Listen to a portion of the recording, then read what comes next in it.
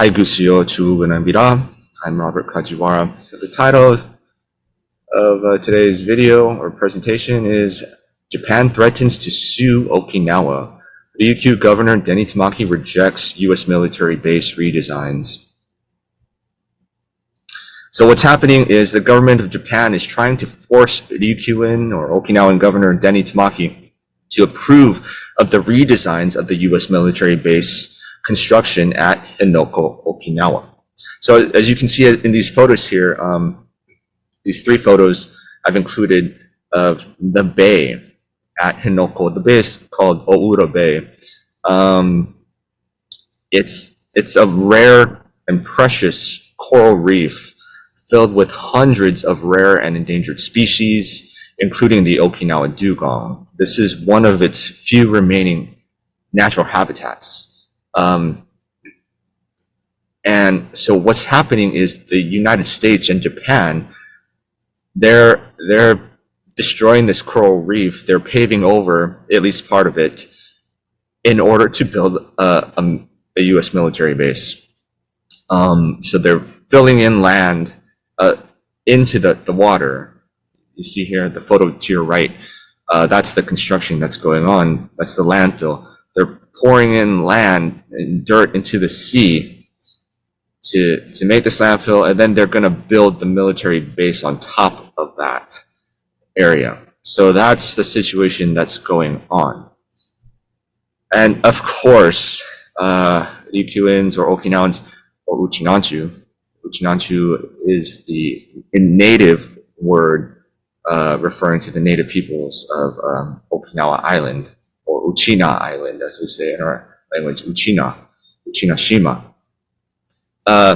So the people have been very strongly opposed to this military base construction. My petition against the base received over 212,000 signatures. There was a referendum in 2019 where the people voted overwhelmingly against this base. And this was in spite of Japan's attempts to sway the vote. Japan really tried to sway the vote. They tried to manipulate the referendum in order to get more people to vote either for the base or at least neutral. They say they have no opinion. Japan tried to sway the vote. But in spite of all that, the Ryukyuan or Uchinanchu people voted overwhelmingly against this base. Over 70% voted against the base. So that's a huge percentage. So the picture down in the lower left screen, that's my petition that received over 212,000 signatures. That amounts to around 20% of the Uchinanchu or Okinawan population. And then in the upper right corner, that's the front page of the Okinawa Times, the day of the referendum, and there we are. Basically, we're rallying against the base, and we're encouraging people to go vote in the referendum. And there I am in the middle, right there, wearing the white sweatshirt. Okay, and then retired United Nations human rights expert Alfred de Zayas, Dr. Alfred de Zayas, referred to the military base as illegal. He did this in my interview with him, my previous interview with him of 2021, where I interviewed him regarding his book, Building a Just World Order. So Dr. Alfred de Zayas, UN expert, said the base was illegal.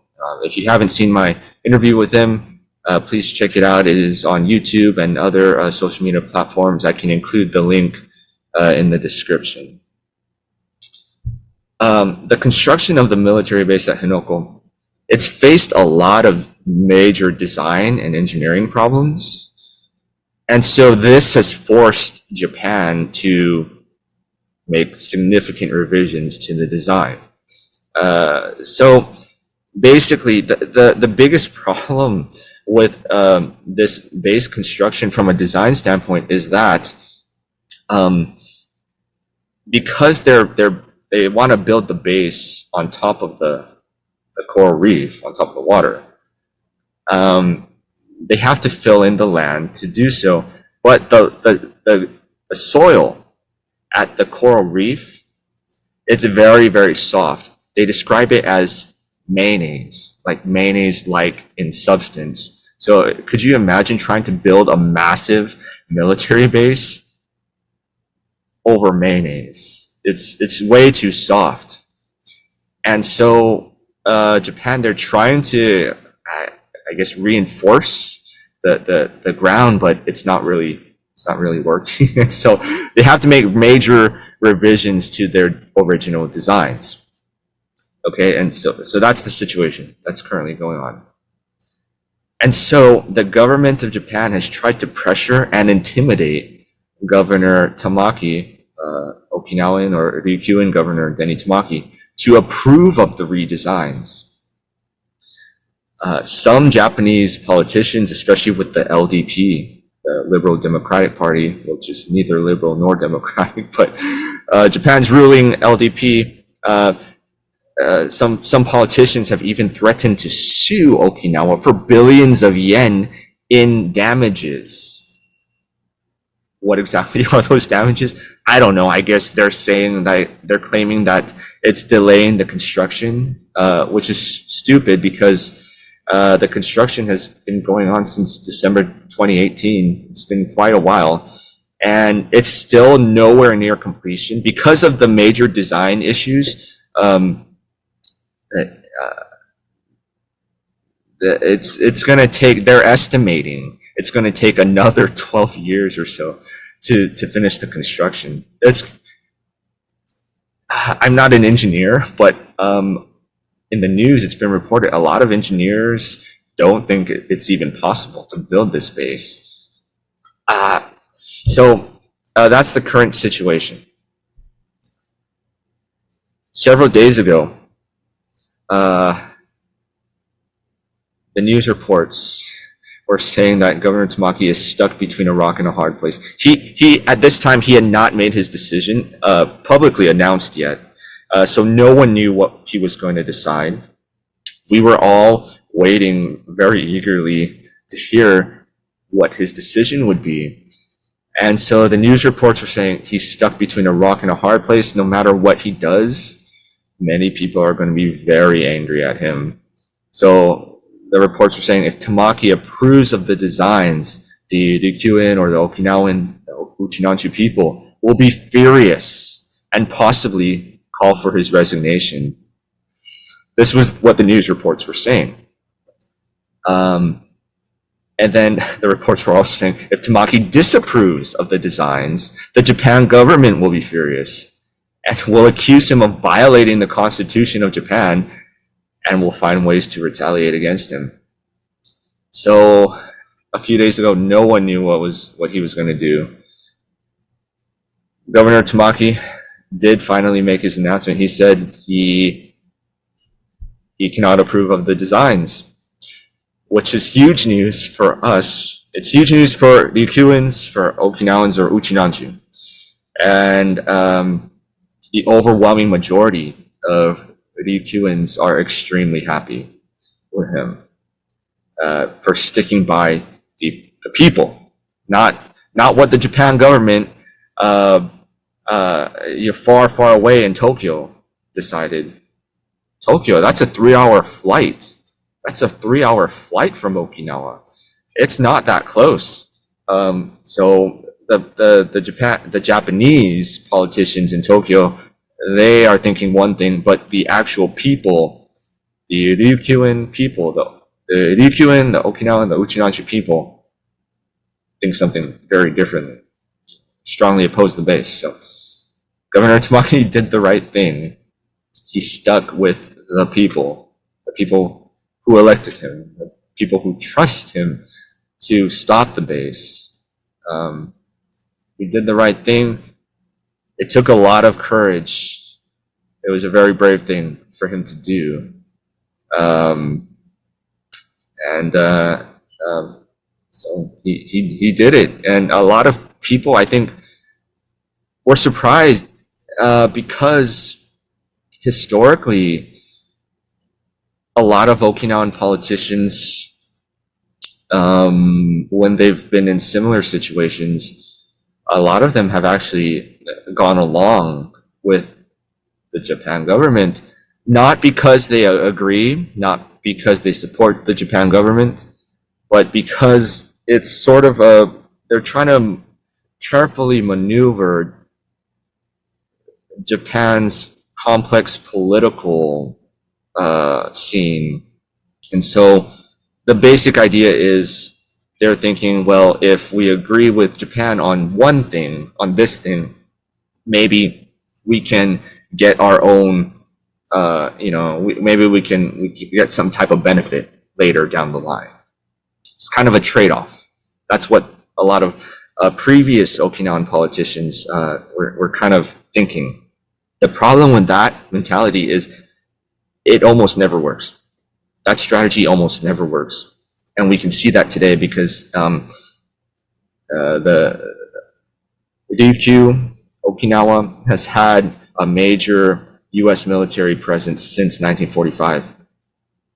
And since this is the year 2023, over that entire time span, things have actually gotten worse for Ryukyuans or Okinawans. They haven't improved. They've actually gotten significantly worse. The amount of military that Okinawa currently has is actually far greater today than it was in 1972. So several decades ago, it's actually gotten quite a bit worse. So to me, what that indicates is that the strategy that Okinawan politicians have been using up until this point haven't been working. So that the whole idea of, well, let's do a trade-off. Let's agree with the Japan government on this thing, but then let's hope that they'll agree with us on this other thing. I don't think that strategy works. It just hasn't worked. It hasn't worked for many decades now. I don't think it's going to work in the future either. So that's why a lot of people in Okinawa really were afraid that Governor Tamaki was going to approve of the designs for this military base in this situation, because that's generally been what a lot of Okinawan politicians have done previously. Again, not because they agree with the base, or the military, but because they're just trying to navigate both Japanese and US politics, and it's really complicated. And remember, Ryukyuans or Okinawans are a minority. We're a minority going up against two massive, powerful countries, the United States and Japan, both of whom just ignore the voices of Ryukyuans. So, this is why Okinawan politicians just have such a difficult job, having to deal with both the United States and Japan.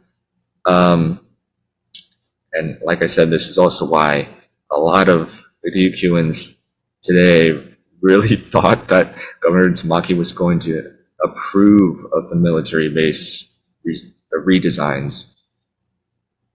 But thankfully, he did not. He did not approve of the designs. And so, the overwhelming majority of Ryukyuans are very, very happy with his decision and are supporting Governor Tamaki. This quote that I included on the slide, this was a quote that Governor Tamaki made at his second term inauguration. So not recently, but it was over a year ago now. But the quote was recently appeared in Mainichi, in an article by the Mainichi. It's a very beautiful quote that they added. to this article, and so I'll read it. I think the road will continue to be full of thorns, but I want to step through the thorns with my own feet and do my best for the sake of those who will come after me. End quote. That was Governor Tamaki. The thing is, a lot of politicians all over the world, American politicians, Japanese politicians, European politicians, they say a lot of really nice things. They make some nice quotes, nice speeches, but most of it is just talk. It's empty talk. They want to say something nice, but then their actions are bad. You know, they don't actually follow through on the things that they're going to say. But the really amazing thing is, in this case, Governor Tamaki actually followed through. He was elected twice by the people, by the Ryukyu or Okinawan people, to serve the people, and especially to stop this military base construction at Henoko. That was one of his major platforms. That was one of his major campaign promises, was to stop the military base. And although he hasn't been able to do that yet, he's really been trying. And the fact that he actually did not approve of the military base redesigns, that proves that he really is trying his best to stop this military base. Because, like I said, a lot of previous Okinawan politicians probably would have approved of the designs. And my point is not to criticize previous Okinawan politicians. So don't interpret that as me criticizing other Okinawan politicians, okay? Like I said, they were all put in a very, very difficult position, and they're just trying their best, okay? But in this case, Governor Tamaki's actions have been he really exceeded, I think, he really exceeded a lot of people's expectations, including mine, because I was one of the people who thought he was going, a few days ago, before he announced his decision, I thought he was going to approve the designs too. I was one of them, because I know the history of what previous Okinawan politicians have done, and I was really afraid he was going to approve the designs. But the fact that he did not, that was shocking. It was amazing. It was a very pleasant surprise. But yeah, it was shocking. So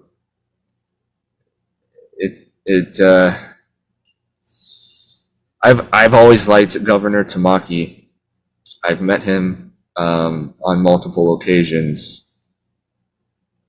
But to me, his recent actions of his refusal to approve the designs, that really takes him to the next level. He's not just a politician. It proves that he's not just a politician. He is Uchinanchu. Yeah, he is native Okinawan. He is Luchu Nuba. He is a child of Luchu. And this is something that only Uchinanchu, only Luchu Nuba can understand. The Americans and Japanese will never truly understand Luchu. They'll never understand Okinawa.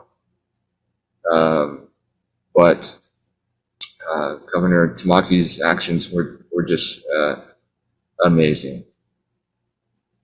He did the right thing. It took a lot of courage. It was a very brave thing to do. and but he did it. He did it when a lot of other people would not have. And so, just have to say thank you to him for doing this.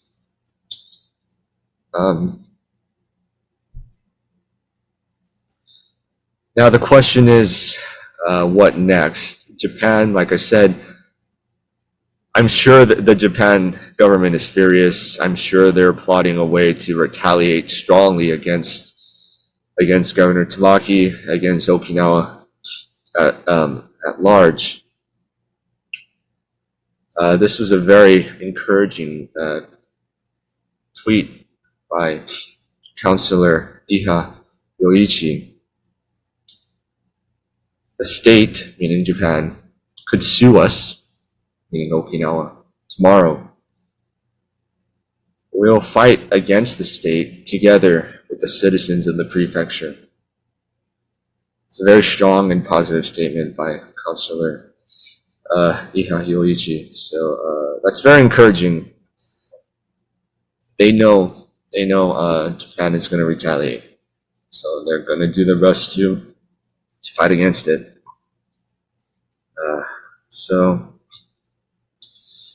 Like I said, the overwhelming majority of Ryukyuans or Uchinanchu are extremely happy by Governor Tamaki's decision.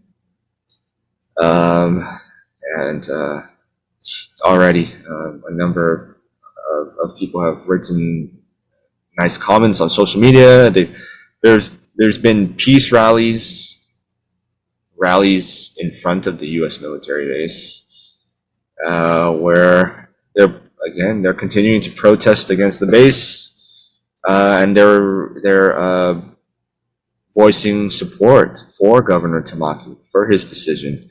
So the governor's decision has really reinvigorated. It's given a lot of a big boost, energy boost to the people against this military base. So I want to read some of your comments now that you've left for me on social media.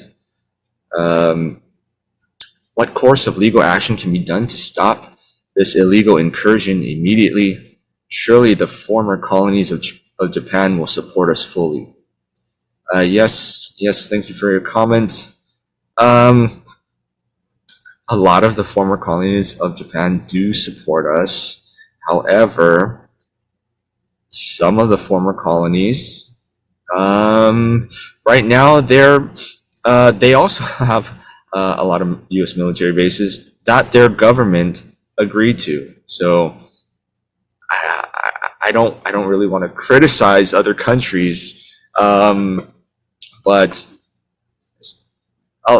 a lot of the former colonies of Japan do support us. They are sympathetic to us, but not all of them. Some of them, they have positive economic and social and cross-cultural ties with Japan now. A lot of them have U.S. military alliances. Okay, they have alliances with the U.S. military. So not all of them will support us because they don't want to get involved. They don't want to criticize the U.S. and some of them also don't want to criticize Japan. So that's one problem. But like I said, a lot of countries around the world do support us. They are sympathetic towards us. Now, for your question, what course of legal action can be done to stop this illegal incursion immediately? That's a great question. That's the billion-dollar question. If we had an answer to that, we wouldn't be in this situation in the first place. If we had an answer to that, the military base construction would have stopped a long time ago. What can be done? I don't know. As an activist, I'm trying my best. The Peace for Okinawa Coalition, we're all trying our best. Many other activist groups in Luchu are trying their best. People have been trying to stop this military base, not just for years, but for decades, okay?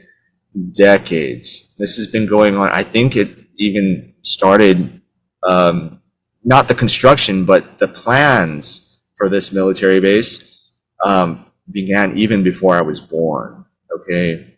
Long before I was born. This has been going on for a long, long time.